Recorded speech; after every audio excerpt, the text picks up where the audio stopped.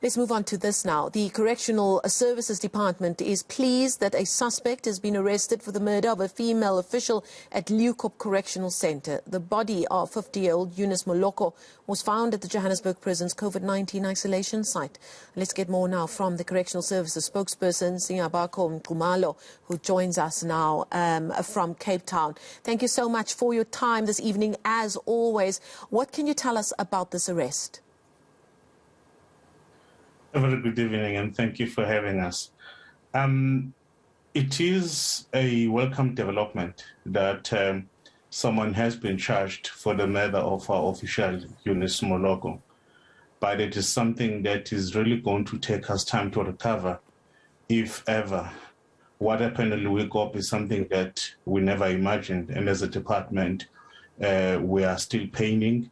Hence, we are really pushing the investigation team to prioritize this matter, move with necessary speed, and cover everything so that we get to the bottom of this, because we have to find a way to prevent such things from happening even in future.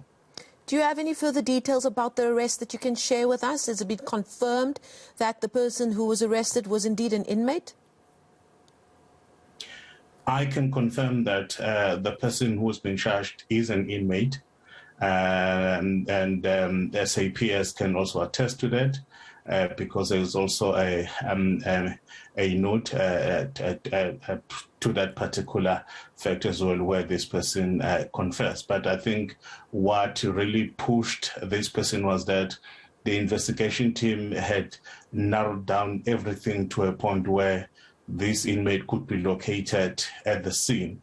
And I guess it left him with no other option except to really, give an account of what really happened and what was his role. But we don't want to take it much further than this, because this person is due to appear in court on Wednesday. So as a department, we'll want to see justice being done here, so that at least we can also even give assurance to our officials, the family of the deceased, that there are consequences when people engage in such activities, and no official is supposed to lose a life in this particular manner.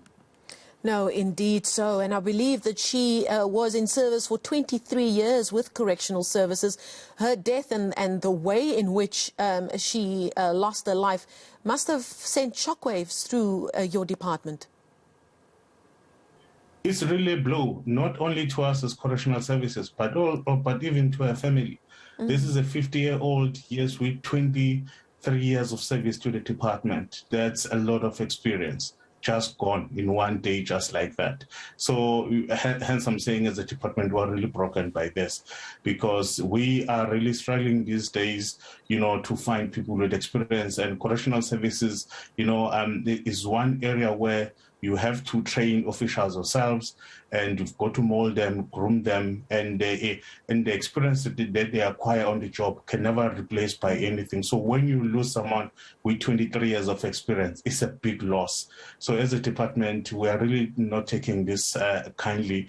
Hence, we are still pushing that there must be consequences, and we have not closed the matter. Even if someone has been charged, we want to get to the bottom of this.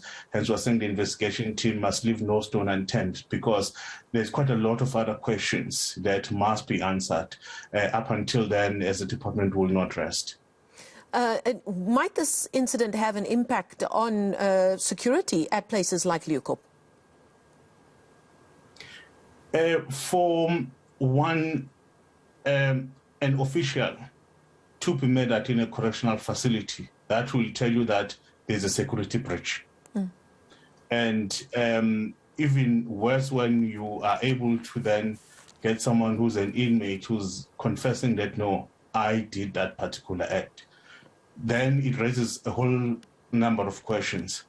How was it possible? How did the inmate manage to gain access? It's all those questions, but hence I'm saying that we don't want to preempt or take certain decisions before the investigation team gives us, the report in terms of the outcomes of that particular investigation, because that may compromise, the entire process. And we have seen how people escape consequences merely because we didn't follow certain procedures. It's a mere it's only an area of technicalities where they are then escape that particular consequence. Whereas the department want to do everything by the book, so that should it happen that not everything was followed procedurally, even if it's by officials, there must be consequences to that effect.